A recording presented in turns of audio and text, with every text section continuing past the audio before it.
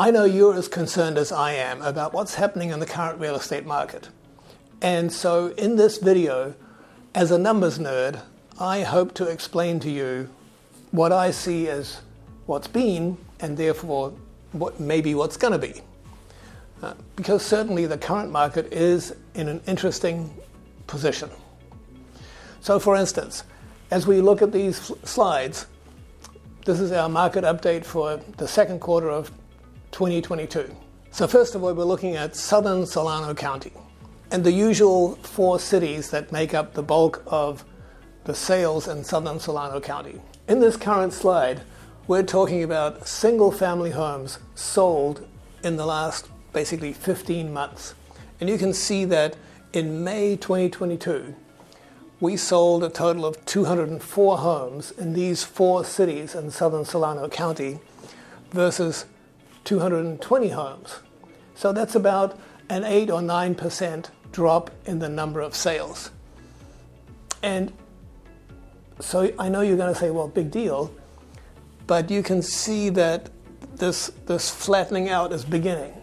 And in June, we'll give you another market update for the first year, but basically it's a significant thing we'll see later. Because when you look at the same period last year, it was going up. And that's where the kind of interpretation of what's happening in the market comes in. Okay, in the next slide, you can see that this is our proxy for the average price. And you can see that the price in Southern Solano County has dropped just slightly from April, but we never worry about the movement from month to month. We're much more concerned about the movement from year to year. So we know that this price change is still up 12%, and so that's a good number. But it's on the decline. So we might be looking forward to seeing what's happening next. In the next slide, we're talking about what's happening with respect to the price, the winning price over the list price. So this is still at 104%. In other words, 100. If you're listing a house at 100, you're actually ending up selling it for 104. So that's significant because that means that the list price is never, hardly ever, the price that you sell a home at. And the other significant thing is the days on market are slightly increasing from 21 to 24. Again, we're not looking really at the movement month over month, but we're seeing this year over year trend where it was 21 and now it's 24. Now, this might be the beginning of a trend where the days on market are going up, which means that the houses are selling more slowly. And again, 1 month doesn't tell us the trend, but that's why we show you a whole year, and we'll have to see how it comes next month.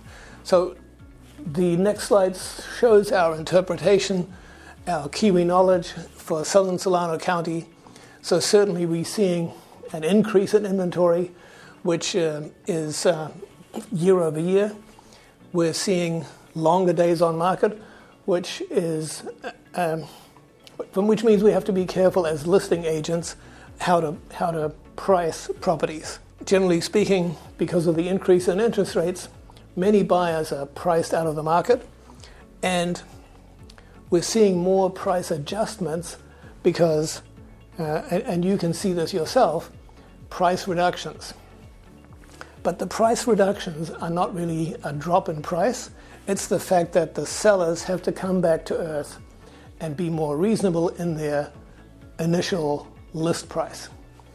And damn it, that pandemic is not going away, so let's see what we can do about that. But it just means that, interestingly enough, it's not impacting the pace of sales and, thank goodness, the impact of how we're selling properties. So that's something that we'll talk more about in a minute. Okay, in the next slide, we're talking about Central Contra Costa County. those 4 cities that are in Central Contra Costa. And again, looking at basically the second quarter of 2022 for single-family homes. You can see that in this slide, we're selling on the average 250 homes per month in May compared to 248. So the pace of sales year over year has hardly changed. But what's interesting to see is that the number of houses for sale is steadily increasing, whereas that really wasn't the case last year. It was fairly steady until it really came into summer. So what's going to be interesting to see next month is, do we see an even higher number, or do we see a steadying off? The steadying off that we saw during the summer last year. So in this slide where we talk about the average price change, we can see that from year over year, the price has increased about 15%. So that's significant. On the one hand, it's significant because that's a big number in 1 year compared to history. But the subtle change is what we're looking for. The quiet change. The fact that it's dropping here from April to May. Now, even back here a year ago, it didn't drop from April to May. So we're always looking for those subtle changes to build some inference for what's happening next. Okay, in the next slide, you can see the sale price to list price ratio. And you can see that in Central Contra Costa, we're still increasing, we're still paying about, on the average, 11% more than the asking price, 11% more than the list price. And that's also declined from earlier this year. But it was about the same, we were doing about the same as we were last year.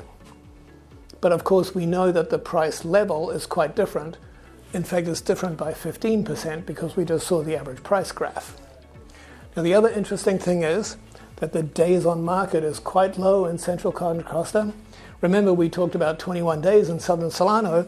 Here it's only 10 days, and it was 10 days a year ago. So that's a good number. But what's going to happen in the summer? Last year in the summer, things were a bit higher and then they evened out. And that means that, do we expect that same thing? Or do we expect perhaps an increase in the number of days on market because we know there's more inventory? So, how does that give us our Kiwi knowledge for thinking about what's coming? We know that there's an increase in inventory. We know that there's many more houses for sale. And we know that the most sought after homes are still getting multiple offers. And they're still selling over the asking price, 111%. Now, the increased interest rates are definitely impacting buyers and impacting the demand from buyers, but that impact is less so at the lower price points. In other words, at price points that are perhaps less than $1 million versus over $1 million. And of course, some buyers, because of the increased interest rates and the payments that are involved, may have to settle for townhomes or condos.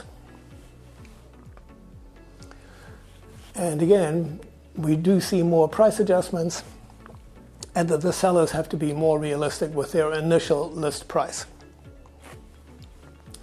And we'll deal with the pandemic as best we can.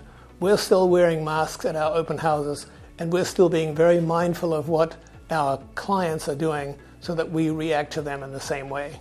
So the pandemic is still a thing, but we try to not panic about it. I'm Andrew Urban from My Urban Home Team, and I'm a numbers nerd, and I love explaining this kind of thing.